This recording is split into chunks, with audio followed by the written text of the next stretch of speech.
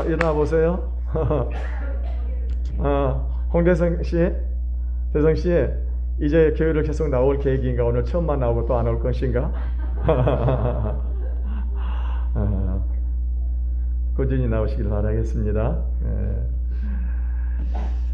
여러분, 저는 마스크를 이제 또 설교를 하기 때문에 벗어야 되는데 교회 나가실 때까지 마스크 착용을 잘 하시길 바라겠습니다. 지금 계속 확산이 되고 있는데 우리 조금이라도 방심을 하면은 아마 또 우리가 교회가 또 덕을 끼치지 못하는 그런 일이 발생하게 되니까 나갈 때까지 마스크를 철저하게 적용해 주시길 바라겠습니다. 제가 이 남양주교에 있을 때 그 교회에 한 집사님이 계십니다. 이분은 너무나도 화상을 심하게 입어가지고 그래서 정상적인 사회활동을 하지 못하는 그런 분이었었습니다. 이분이 화상을 입게 된 동기가 뭐냐면 아기였을 때 그때 어머니가 시골에서 이렇게 가마솥에다 물을 팔팔 끓이고 있었습니다. 옛날에 시골에 보게 되면 가마솥 위에 바로 또 방문짝이 하나가 있어가지고 그 위에서 아이가 이렇게 있었는데 엄마가 잠깐 밖에 나갔다 온 사이에 그 아이가 기우뚱해가지고 그 끓는 가마솥에 떨어져 버린 것입니다. 엄마가 와서 이렇게 와서 보니까 그 아이가 끓는 물속에 빠져버린 거예요. 엄마가 그 자리에 기절을 해버렸습니다. 기절을 해가지고 또 정신이 차려 와서 꺼내게 되는데 이 얼굴 한쪽에 얼굴 머리로부터 이렇게 해가지고 한쪽은 완전히 이렇게 이 화상을 입어가지고 손도 구부러져 버리고요. 사용할 수가 없습니다.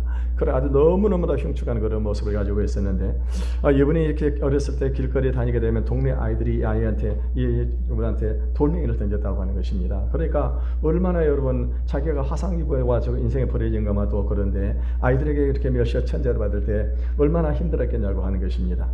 그런데 다행히 이분이 이 경찰관으로 계신 분이 그쪽에 성가대 지휘자로 오셨는데 그분이 이분을 데리고 왔어요. 그래가지고 이 성가대에다 그분을 다 앉히게 되었습니다. 정말 우리가 볼 때 너무나도 흉측하고 사람들이 도저히 얼굴을 바로 쳐다볼 수 없을 정도로 그런 흉측한 그런 외모를 가지고 있었는데 그럼에도 불구하고 이분이 성가대 한 가운데 앉았었습니다. 우리 박수일 권사님 같이 계실 때 그때도 성가대를 했었죠? 네네. 예. 그런 분이 계셔요. 그래서 제가 어떤 얘기를 하냐면 우리 백동현 집사님은 우리 교회에 마치 이 꽃의 꽃술과 같은 그런 분입니다라고 제가 그렇게 얘기를 했습니다. 여러분 꽃이 아무리 아름다워 꽃잎이 아름다워도 꽃술이 없게 되면은 그 꽃은 의미가 없는 꽃이 되게 되는데 그런 분이 이렇게 성가대와 함께 어울려가지고 교인들을 하나 어울리는 것이 얼마나 아름다운 그런 모습이냐고 하는 것입니다. 여러분 우리가 이 은행에서 보통 일을 보게 될 때 이 대부분 은행의 일을 어디서 보게 됩니까? 본점에서 보는 것이 아니고 이 지점에 가가지고 옛날에는 입금이나 출금이라든가 이 대출을 받는 그런 일을 했었습니다. 요즘에는 이제 우리가 대부분 스마트폰을 가지고 스마트폰에서 이렇게 입금, 출금, 대출도 다 받을 수 있게 되어 있습니다만은 옛날에는 어떻게 했습니까? 옛날에는 전부 다 은행의 일을 본점에서 사는 것이 아니라 지점에서 하는 것입니다. 그러니까 본점에서 할 수 있는 모든 일들을 다 지점에 하는 거예요. 우리가 알아야 될 것이 뭐냐? 교회가 어떤 것이냐? 교회는 바로 하늘에 있는 천국에 이 세상에 있는 지점인 것을 믿으시기를 바라겠습니다. 왜냐하면 교회는요 하늘에 있는 그 모든 좋은 것들이 다 여기 있는 거예요. 그러니까 천국에 있는 그 모든 좋은 것들이 다 여기 있는 겁니다. 교회 안에 있는 겁니다. 첫째는 살아계신 하나님께서 우리와 지금 현재 함께 계신 것을 믿으시길 바라겠습니다. 우리가 드리는 이 찬양을 하나님께서 받으시고 우리가 드리는 이 기도를 하나님께서 받으신다고 하는 것입니다. 뿐만이 아닙니다. 하나님께서는요 계실 뿐만 아니라 이제 우리 하나님께서 우리가 늘 함께하는 그런 삶을 살아가게 되고 그렇기 때문에 이 천국에는 모든 좋은 것들을 바로 우리가 교회 안에서 우리가 체험을 하면서 살아갈 수가 있는 것이 바로 이 교회라고 하는 것입니다. 오늘 본문에 보게 되면 예수님께서요 이 제자들이 어느 날 예수님께서 찾아와 가지고 질문을 했습니다. 예수님 천국에서 누가 가장 큰 자입니까? 라고 이렇게 질문을 했습니다. 그때 예수님께서 대답을 어떻게 하십니까? 우리 1절의 말씀을 같이 읽어보겠습니다. 시작. 그때 제자들이 예수께 나와 이르되 천국에서는 누가 크니까? 제자들 세계에서는 도대체 우리 제자들 중에 누가 가장 큰 자인가 이런 문제를 가지고 시비가 가끔 붙었던가 봅니다. 왜냐하면은 제자들 대부분이 다 그 또래에 있다고 하는 것입니다. 그리고 이 제자가 된 시기라든가 아니면 능력도 마찬가지고 대부분이 거기엔 그런 사람들이었습니다. 그러다 보니까 서로 간에 누가 더 높냐 누가 더 낮은 사람이냐 하면서 이렇게 따지는 그런 일들이 많이 발생하다 보니까 이제 제자들이 어떻게 합니까? 예수님에게 물어봐가지고 도대체 우리 중에 누가 제일 큰 사람입니까? 라고 하고 이렇게 아마 질문을 하고 싶었던 그런 모양입니다. 그래서 이 제자들이 예수님께 와가지고 이제 우리에게 위기 질서를 좀 잡아줬으면 좋겠습니다 라고 그렇게 얘기를 했던 것 같습니다. 여러분, 대개 사에서 이 서의를 따지는 것을 보게 되면은 이 연공이라든가 아니면은요 능력에 따라서 이 서의를 정해지는 것을 볼 수가 있습니다. 그래서 먼저 된 사람 순서대로 높이는 것이 이 보수적인 사회의 성향인 것입니다. 그런데요, 이렇게 경쟁적인 그런 사회에서는 연공 어떤 그런 서열을 무시하고 능력 있는 사람을 어떻게 합니까? 윗자리에 올리게 되는 것을 볼 수가 있습니다. 그러니까 나중에 회사를 입사할지라도 이 사람이 능력이 있으면 얼마든지 높은 자리에 올라갈 수 있다고 하는 것입니다. 그런데요, 여러분, 하나님의 나라는 어떤 것인가? 하나님의 나라는 세상과 전혀 다른 것이라고 하는 것입니다. 우리 2절에서 3절의 말씀을 같이 읽어보겠습니다. 시작. 예수께서 한 어린아이를 불러 그들 가운데 세우시고 이르시되 진실로 너에게 이르노니 너희가 돌이켜 어린아이들과 같이 되지 아니하면 결단코 천국에 들어가지 못하리라. 예수님께 지금 제자들이 예수님께 와가지고 누가 천국에서 가장 큰 자입니까? 라고 질문을 했는데 예수님께서 대답이 무엇이었어요? 예수님은 무엇을 말씀을 하고 계시냐면은 누가 큰 게 중요한 것이 아니라고 하는 거예요. 누가 천국에 들어가느냐, 천국에 들어가느냐, 이게 중요하다고 하는 것입니다. 그래서 오늘 예수님께서 무엇을 말씀을 하고 계십니까? 너희가 돌이켜 어린아이와 같이 되지 않으면 결단코 천국에 들어가지 못하리라고 이렇게 말씀을 하고 계십니다. 여러분, 우리가 도대체 이 어린아이와 같아야 된다 하는 말은 어떤 의미를 가지고 있냐고 하는 것입니다. 우선 우리는요, 이 세상과 하나님의 나라가 이 정반대라고 하는 것을 우리가 알아야 되는 것입니다. 이 세상은 어린아이들이 자라서 어른이 되는 것입니다. 이 세상에는요, 처음부터 어른이 돼서 태어난 사람은 아무도 없습니다. 그래서 어렸을 때 교육을 배우고 경험을 쌓아가지고 그러고 난 다음에 어른이 되어진다고 하는 것입니다. 그런데요, 천국은 정반대입니다. 어른이 어떻게 됩니까? 어른이 모두가 다 어린아이가 되는 것이 이 천국이라고 하는 것입니다. 다시 말하면 예수 믿는다고 하는 것은 우리가 이 세상에 가지고 있던 권리라든가 지식이라든가 아니면 특권 같은 이런 것들을 다 버리고 오직 예수님 안에서 새로 태어나는 것을 말하는 것입니다. 여러분, 우리가 이것을 잘 이해하려고 하면은 미국에 이민 가는 것을 우리가 생각해 보면 이해가 좀 될 것입니다. 여러분, 만약에 우리나라에서 어떤 사람이 미국으로 이민을 갔습니다. 그러면요, 미국에 이민을 간 사람이 한국에 있을 때 뭐 좋은 대학을 나오고 좋은 직장에 가지고 있고 어떤 실력이 있다고 해도요, 미국에 가게 되면은 할 수 있는 것이 아무것도 없어요. 왜? 언어가 통하지를 않으니까. 심지어는 뭐 가가지고 어떻게 합니까? 자기 가서 전화도 받을 수도 없고요, 가서 집을 살 수도 없는 것입니다. 그러니까 뭐 먼저 미국에 이민한 그 사람들의 도움을 받을 수가 없는 것입니다. 또 일도 못해요. 일도 할 수 있는 것이 결국 어떤 일을 하게 될까요? 한국인들이 경영하고 있는 어떤 그런 가게에 가지고 거기서 아르바이트 정도밖에 할 수가 없을 거라고 하는 것입니다. 여러분, 우리가 그리스도인이 된다고 하는 것은요, 이 세상에서 내가 누리고 있던 특권이라든가 아니면 지식이나 학벌 이런 것들을 완전히 버리고 예수 믿는 세계 안으로 이민을 가는 것과 똑같은 것입니다. 그래서 전에는요, 우리가 그렇게 되면 어떻게 합니까? 내가 할 수 있는 것이 아무것도 없습니다. 전에는 세상적으로 하는 방법을 잘 알고 있었는데 지금은 믿음으로 하는 것이 무엇인지를 알지를 못한다고 하는 것입니다. 그러니까 상당한 시간 동안에 어떻게 합니까? 주는 것이나 먹고 가만히 있을 수밖에 없다고 하는 것입니다. 그런데 세상의 이치는 어떻습니까? 우리가 이미 성인이 됐기 때문에 뭔가를 요구를 하게 된다고 하는 것입니다. 뭔가를 요구하고, 그리고 과거에는 우리가 어떻게 했어요? 우리가 어떤 인생의 경험을 가지고 있다 보니까 세상적인 어떤 지식이나 경험을 가지고 어떤 일을 해왔었다고 하는 것입니다. 그런데 우리가 신앙 안에, 교회 안에 딱 들어오게 되면 어떻게 합니까? 세상의 경험과 지식을 가지고 사는 것이 아니라고 하는 거예요. 이 믿음의 세계는 세상과는 완전히 다르다고 하는 것입니다. 그래서 여러분, 예수 믿고 난 후에도 세상적인 방법을 버리지 못하고 그대로 살게 되면은 믿음이 자라지를 않습니다. 여러분, 우리가 큰 믿음으로 자라려고 하면 어떻게 합니까? 아예 예수 그리스도 안에서 한번 바보가 딱 돼야 됩니다. 그래서 어려움이 생길 때 어떻게 합니까? 옛날에는 어려움이 생기면 아는 사람 찾아가지고 부탁도 하고 전화를 걸어가지고 문제를 해결하려고 했습니다. 그런데 예수를 믿고 난 다음에는 어떻게 해요? 그때는 어려운 문제가 생겨도 어떻게 합니까? 기도하면서 말씀을 붙잡고 인내하면서 기다리는 거예요. 이것이 바로 이 신앙생활이라고 하는 것입니다. 우리가 요셉을 보게 되면 요셉은 아버지 집에 있을 때는 아버지에게 사랑을 받았었습니다. 아버지에게 요구하는 것은 모든 것을 다 아버지가 그에게 줄 수 있었습니다. 그런데 그가 형들에게 미움을 받아가지고 애국으로 종으로 팔려갔을 때는요, 그때는 그가 할 수 있는 것이 아무것도 없었다고 하는 겁니다. 그렇게 귀한 아들이었었어요. 자기가 뭐든지 아버지의 요구만 하면 다 할 수 있었는데 애굽에 내려갔을 때는 아무것도 할 수가 없었습니다. 그래서 요셉이 어떻게 합니까? 거기서 밑바닥에서도 믿음으로 시작을 한 겁니다. 결국에 어떻게 돼요? 밑바닥에서 믿음으로부터 시작을 하니까 애굽의 총리까지 될 수가 있었다고 하는 것입니다. 우리도 차라리 이민을 갔다라고 한다면은요, 아마도 밑바닥부터 시작하기가 쉬울 것입니다. 그런데 지금 우리는요, 일부러 한국에 있기 때문에 일부러 밑바닥에서부터 시작한다고 하는 것이 얼마나 어려운지 모른다고 하는 것입니다. 그런데 처음부터 모든 것을 기도와 하나님의 말씀으로 하는 것이 믿음이고, 이것이 바로 하나님의 백성의 특징이라고 하는 것입니다. 4절을 같이 읽어보겠습니다. 시작. 그러므로 누구든지 이 어린아이와 같이 자기를 낮추는 사람이 천국에서는 큰 자니라.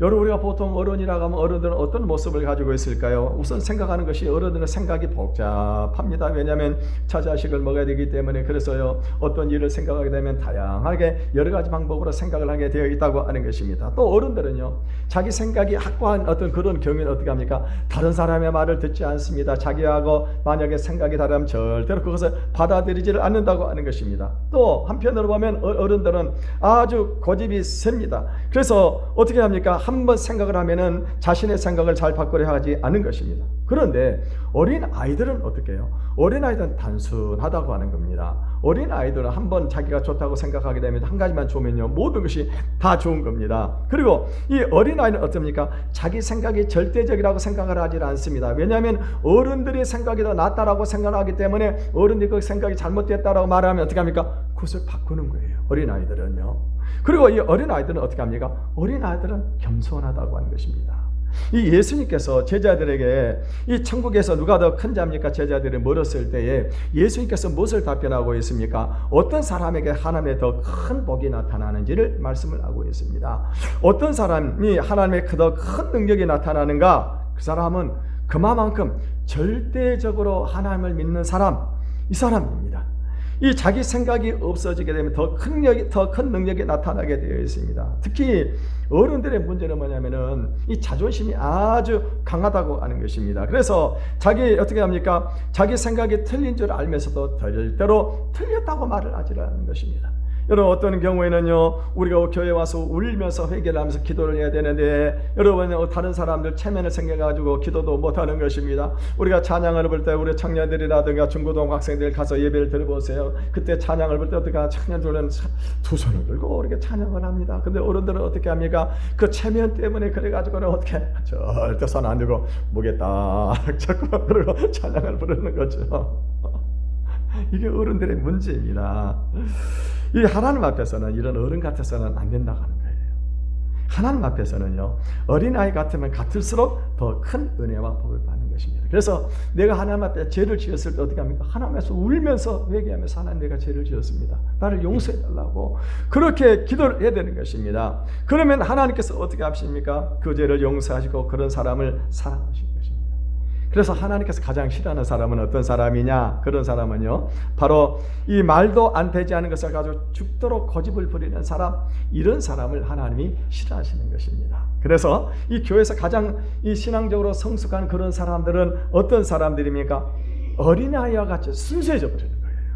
신앙적으로 성숙하면 성숙할수록 어린아이같이 순수해진다고 하는 것입니다. 그러면서 얼마나 이런 사람들이 겸손한지 모르는 것입니다. 참으로 겸손하는 사람들 어떻습니까?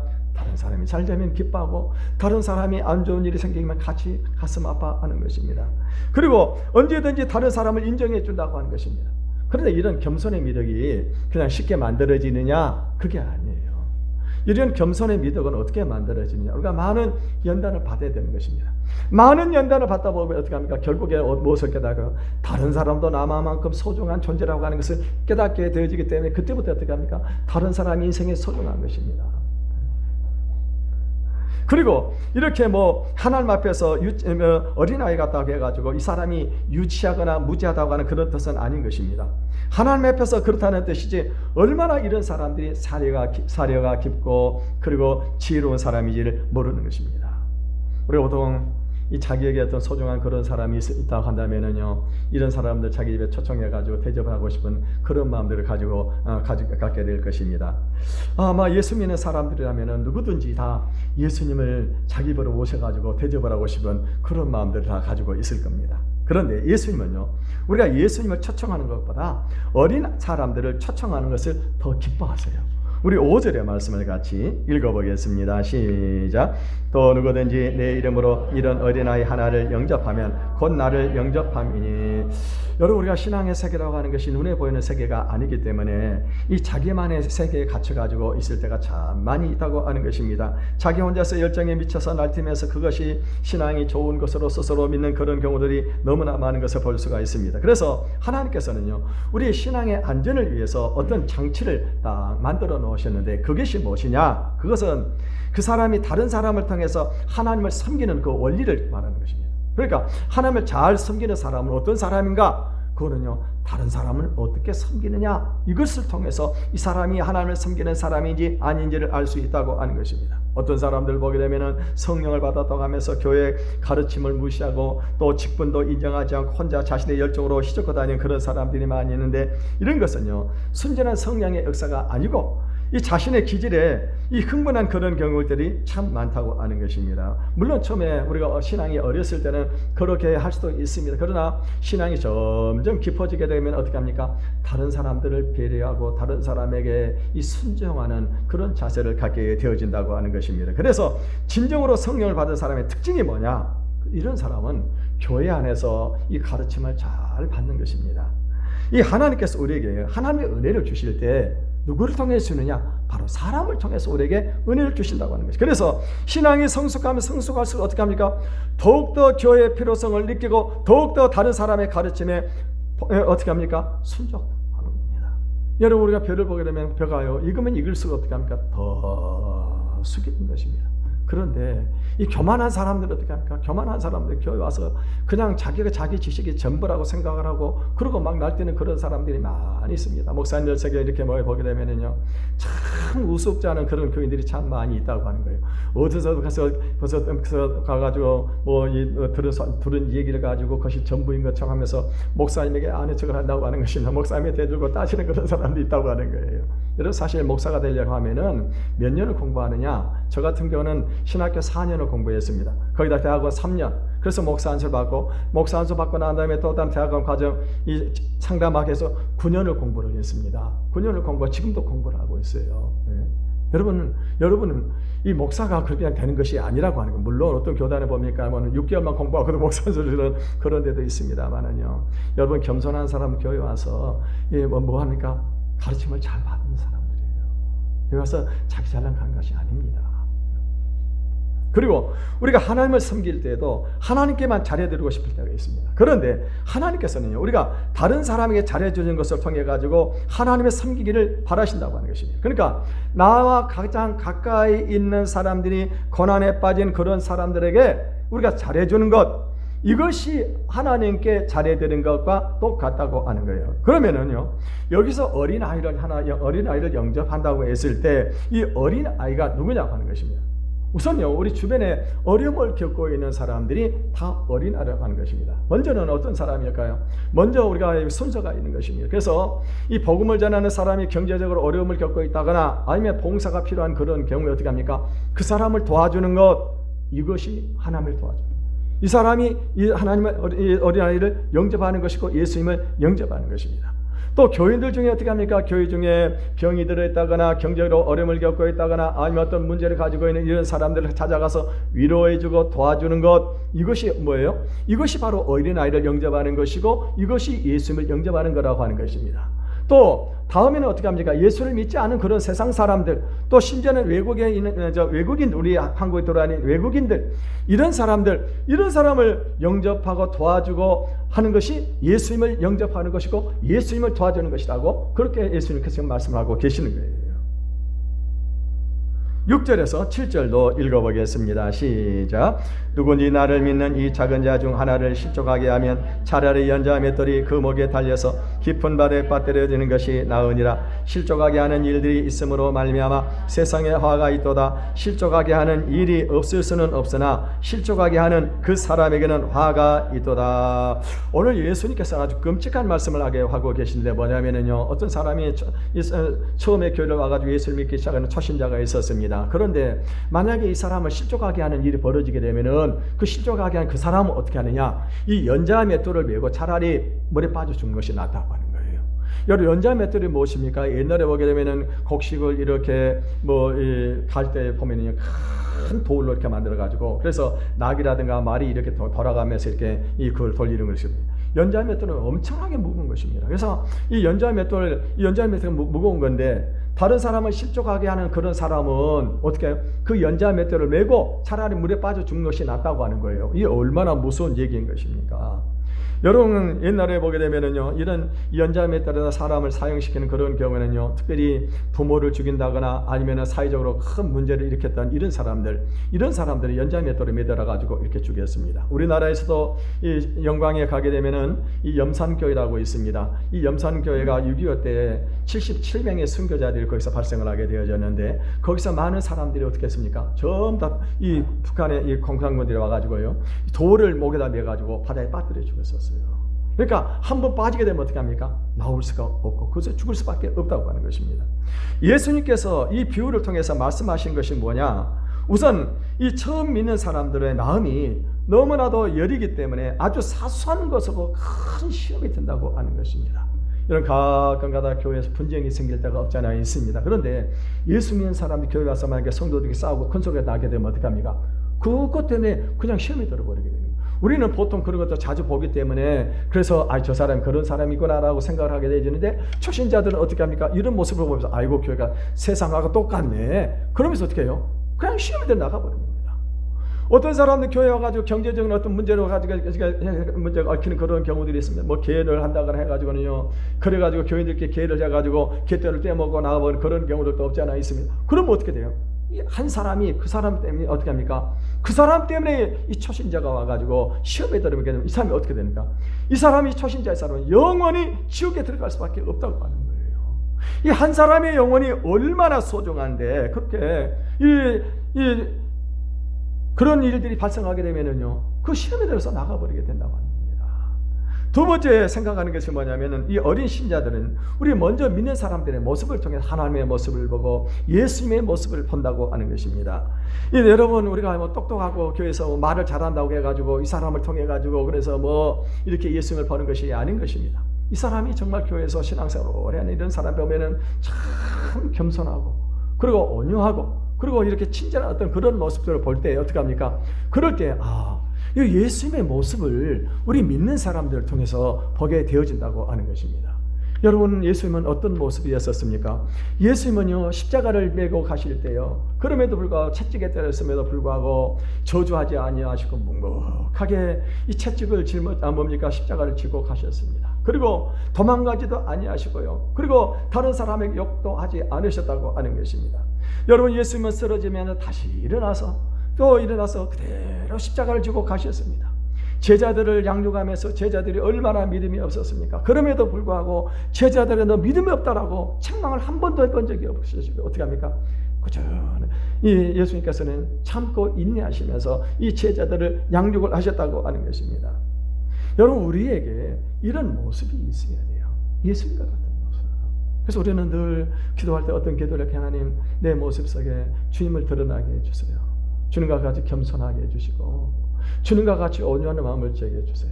주님과 같이 다른 사람을 섬길 수 있게 하시고, 주님과 같이 다른 사람을 위해서 희생할 수 있는 그런 마음을 제게 주세요. 하나님, 제 모습을 통해서 작은 예수가 드러날 수 있도록 하나님 저에게 은혜를 내려달라고 그런 기도를 하시기를 바라겠습니다.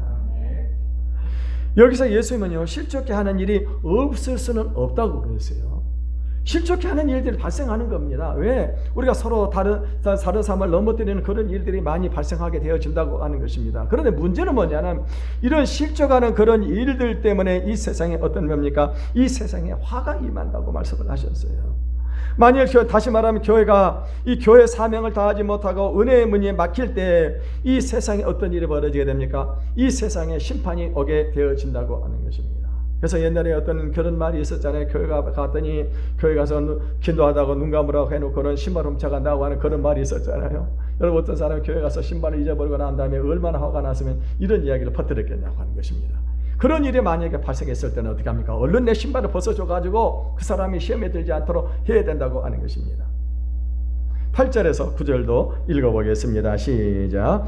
만일 내 손이나 내 발이 너를 범죄하게 하거든 찍어내버리라. 장애인이나 다리 저는 자로 영생에 들어가는 것이 두 손과 두 발을 가지고 영원한 불에 던져지는 것보다 나으리라. 만일 내 눈이 너를 범죄하게 하거든 빼어내버리라. 한 눈으로 영생에 들어가는 것이 두 눈을 가지고 지옥불에 던져지는 것보다 나으니라. 이 원래 예수님께서 이 말씀을 하시는 것은 어떻게 성도가 어떻게 하면은 우리가 이 육체적인 정욕에 빠지지 않을 수 있을까, 이것에 대해서 말씀을 하시기 위해서 이 말씀을 하신 것입니다. 사실 여러분, 우리가 예수를 믿는다고 하지만은 우리도 나쁜 마음을 가지고 있다고 하는 겁니다. 그런데 보통 우리가 이런 나쁜 마음을 가질 때는 어떻게 합니까? 처음에 눈으로 보게 되는 겁니다. 눈으로 보고 난 다음에 어떻게 합니까? 그 다음에 발로 옮겨가가지고 손으로 만지면서 어떤 일을 저지르게 되는 거예요. 그러니까 여러분, 우리가 어떤 우리가 죄를 지으려고 하는 그런 눈이 있을 때 어떻게 합니까? 빨리 차단을 시켜버려야 된다고 하는 거예요. 끊어버리라고 하는 겁니다. 우리가 죄를 지을 때 어떻게 합니까? 눈으로 본다고 해서 죄를 지는 것이 아니라 반드시 가서 행동으로 옮겨야, 그래야 죄를 짓게 되는데, 그런 과정 속에 어떻게 하라고요? 그런 때 이렇게 끊어버리라고 하는 겁니다. 끊어버리라고 하는 거예요. 우선 이 작은 자를 실족하지 않게 하려면은 철저하게 이 섬기는 자세를 가져야 되는 것입니다.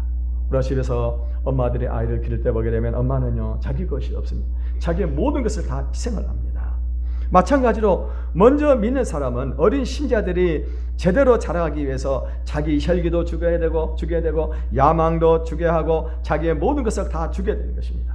여러분, 우리가 예수 믿는다고 해가지고 실수 안 하는 것이 아닙니다. 실수할 수 있습니다. 그럴 때는 어떻게 합니까? 그것을 변명하려고 해서는 하지 말고요, 그것을 솔직하게 인정을 해야 되는 겁니다. 저도 이 실수하게 돼서 저도 죄성을 가지고 있습니다. 그래서 제 잘못을 용서해달라고 하면서 그것을 인정을 해야 되는 것입니다. 그리고 어떻게 합니까? 최종적으로 숨어서라도 죄를 지어서는 안 되는 거예요.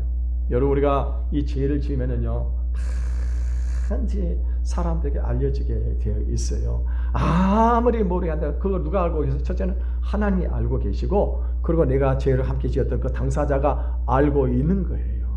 네? 알고 있어요. 그래서 만약에 이것이 드러나게 되어지면 어떻게 합니까? 그 사람을 통해서 그동안 영향력을 받았던 그 모든 사람들 어떻게 다 시험에 들게 된다. 특별히 목사가 중요한 게 뭡니까?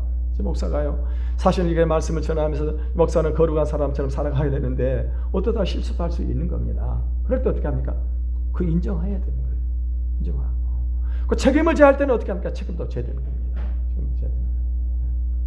그래서 여러분, 우리가 늘 이 초신자들 중심으로 우리가 늘 마음에 조심하지 않으면 안 된다고 하는 것입니다. 10절도 읽어보겠습니다. 시작. 삼가 이 작은 자 중 하나도 없이 여기지 말라. 너희에게 말하노니 그들의 천사들이 하늘에 계신 내 아버지의 얼굴을 항상 배움느니라.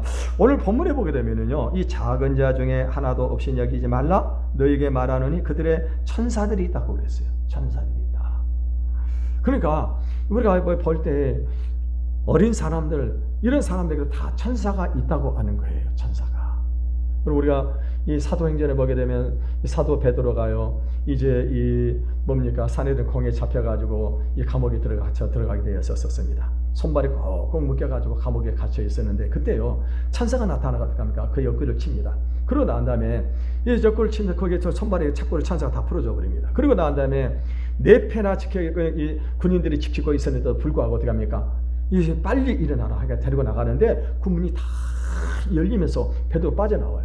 베드로는 이것이 환상인가 생각을 했는데 실제였었습니다. 실제였어요. 그래서 베드로가 이제 제자들의 모임과 가서 얘기하니까는요, 그 여종 하나가 와서 무슨 말을 합니까? 제자들 와서 베드로가 왔다고 그러니까 그 천사가 왔나 보다라고 그렇게 얘기합니다. 여러분, 사실 성경에 보게 되면 우리 한 사람 한 사람에게 다 천사가 있어요. 천사가 있습니다. 근데 왜 우리가 이 천사에 대해서 이렇게 교회에서 이것을 강요하지 않고 중요하게 생각하지 말하지 않느냐? 천사는 어떤 존재입니까? 천사는 우리보다 더 한 단계 낮은 존재예요. 우리보다 낮은 존재입니다. 천사는 우리를 도우라고 보낸 존재이고, 그리고 우리에게 일어난 모든 일들을 하나님께 다 보고하는 겁니다. 그런데 잘못하게 되면 어떻게 합니까? 천사를 숭배하는 그런 일이 초대교회에 있었습니다. 그래서 우리가 이 천사가 어떠니까? 천사를 숭배해서 천사에게 기도해도 아는 거예요. 우리는 하나님께 기도를 해야 되는 것입니다. 그래서 이 천사에 대해서 그렇게 이렇게 강조를 하고 있지 않은데, 실질적으로 어떻게 합니까? 여러분, 우리의 한 사람 한 사람이 하나님 파송한 천사에 다 있는 것을 믿으시길 바라겠습니다. 이 천사가 우리의 삶을 전부 다 어떻게 해요? 하나님께 전부 다 보고를 하고 있는 거예요. 보고를 하고 있는 것입니다. 그래서 만약에 어떤 어린 신자, 어린 아이를 우습게 여기게 되면 어떻게 합니까? 하나님께 그 천사가 다 보고를 해서 하나님이 다 알고 계신다고 하는 거예요. 그래서 만약에 그런 자를, 이 어린 그런 신자를 넘어지게 했다, 실족하게 했다, 그러면 어떻게 합니까? 하나님께서요, 어떻게 하실까? 오늘 우리 12절 13절을 읽어보겠습니다. 시작. 너희 생각에는 어떠하냐? 만일 어떤 사람이 양 100마리가 있는데 그 중에 하나가 길을 잃었으면 그 99마리를 산에 두고 가서 길 잃은 양을 찾지 아니하겠느냐? 진실로 너에게 이르노니 만일 찾으면 길을 잃지 아니한 99마리보다 이것을 더 기뻐하리라. 여러분이 팔레스타인에서는 목자들이 양을 돌볼 때요, 이 양을 그냥 뭐 양으로 생각하지 않았습니다. 이 100마리 정도 양이 있다고 하다면은 이 목자는 어떻게 합니까? 이 양을 자기 가족같이 생각하는 거예요. 전부 다 이 양의 이름 다 알고 있는 거예요, 목자들이. 그러다가 어느 날 양 한 마리를 잃어버렸습니다. 그럼 어떻게 합니까? 이 목자가 어떻게 해요? 아이고, 그러니까 다른 한 마리 채우면 되지. 그게 아니에요. 이 목자는 어떻게 합니까? 자기 가족으로 생각하기 때문에 다른 양들을 전부 다 놔두고 이 양을 찾아가는 겁니다. 그래서 찾아오게 되는 거예요. 그 찾아오면 어떻게 합니까? 그 기쁨을 너무너무 기뻐한다고 하는 것입니다. 여러분, 옛날에 우리는 보통 가정에서 이 대가족 제도로 살았었습니다. 저 형제도 지금 6남매가 살았습니다만은요, 어떤 가정에서 10남매도 있는 그런 가정들도 있습니다. 그런데요, 그렇게 자녀가 많아도, 여러분, 만약에 자녀가 하나가 만약에 없어진다고 그러면은요, 부모는 어떻게 합니까? 부모는 아이고, 그냥 남의 자식 하나 갖다 데려다 오면 되지, 이렇게 생각을 하면 없을 거라고 하는 거예요. 부모는 어떻게 합니까? 그 잃어버린 하나 자식 때문에 얼마나 가슴 아파하고 그 자식을 찾기 위해서 얼마나 일을 쓰는지 모르는 것입니다. 여러분, 최근에도 이렇게 자녀들을 잃어버리는 그런 사람들이 보게 되면은요, 자기의 생계를 포기하고, 그리고 앞뒤에다가 이렇게 뭐 사진도 붙이고 아예 뭐 해가지고 그래 길거리를 돌아다니면서 자녀를 찾고 있는 그런 사람들이 이 가끔가다 있는 것을 볼 수가 있습니다. 그러니까 부모에게서는 한 자녀 하나가 그만큼 소중하다고 하는 것입니다. 여러분, 하나님 앞에서 우리가 어떤 존재냐? 하나님 앞에서는요, 모두가 다 동일하게 소중한 그 존재라고 하는 것입니다. 이 세상에는 돈이 많은 사람, 높은 벼슬을 하고 있는 사람들은 더 소중한 존재고, 그리고 뭐 가난하고, 그리고 뭐 배우지 못한 그런 사람 덜 소중한 존재라고 생각할지 모르지만은, 하나님 앞에서는 어떻게 해요? 하나님 앞에서는 모두가 다 동일하게 소중한 그런 존재라고 하는 것입니다. 여러분, 우리가 알아야 될 것이 뭐냐면, 교회가 알아야 될 것은 잘 밀리는 사람들끼리 100번 만나가지고 교제하는 것보다 이 죄에 빠져서 나오려고 하는 한 사람을 만나서 건져주는 것이 하나님 앞에서 더 큰 칭찬과 상급이 있다고 하는 사실인 것입니다. 그래서 이 부흥하는 교회의 특징이 뭐냐? 세상에서 실패하고, 그리고 사업에 실패하고 병들고 가난한 그런 사람들에게 언제든지 초점이 맞춰져 있는 것입니다. 하나님께서는요, 그런 교회를 최우선적으로 축복해 주시는 것입니다. 여러분, 미국 잘 아는 대로 미국의 윌로 크릭이라든가 아니면 세드블랙 교회라든가 이런 교회들 미국의 대형 교회가 되지 않습니까? 근데 이 교회들의 시스템이 어떤 시스템이냐? 이 교회는 전부 다 초신자들, 히피족 같은 이런 사람들, 이 사람들에게 이 시스템이 맞춰져 있는 겁니다. 그러니까 기존에 믿던 성도들은 어떻게 합니까? 그 사람들의 영혼을 구하기 위해서 모든 성도들이 거기에 집중을 하는 거예요. 거기에 집중하는 겁니다. 그러니까 그 교회가 대형 교회가 되고요, 부흥하는 교회가 되고 영적인 영향력을 미치는 그런 교회가 되었다고 하는 것입니다. 14절도 읽어보겠습니다. 시작. 이와 같이 이 작은 자 중에 하나라도 잃은 것은 하늘에 계신 너희 아버지의 뜻이 아니니라. 우리가 보기에는 정말 보잘것없는 이 한 어린 영혼이 하나님께 돌아오는 것이 교회가 존재하는 가장 큰 이유라고 하는 것입니다. 물론 먼저 믿는 우리 신자들도요, 흩어지지 않고 우리가 모여가지고 계속 우리가 하나님의 말씀을 공급을 받아야 됩니다. 그런데 우리가 구원받은 것으로 모든 것이 다 되었다라고 생각을 하지 말고, 내가 구원받았기 때문에 이제는 어떻게 될까요? 내가 다른 영혼들에게 관심을 갖는 그런 우리 성도들 되시기를 바라겠습니다. 그럴 때 어떻게 할까요? 하나님께서 우리 교회를 축복해 주시고 우리 교회를 하나님께서요 크게 부흥이 일어나게 해주실 것입니다. 오늘 이 말씀을 기억을 하시고 한 어린 영혼을 소중히 여기는 저와 여러분의 삶이 되시기를 주님의 이름으로 축원을 드리겠습니다. 우리 찬양하고 기도하는 시간을 갖겠습니다.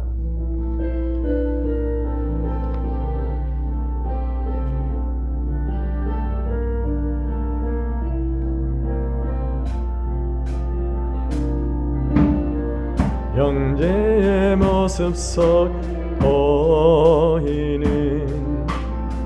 하나님 영상 아름다워라.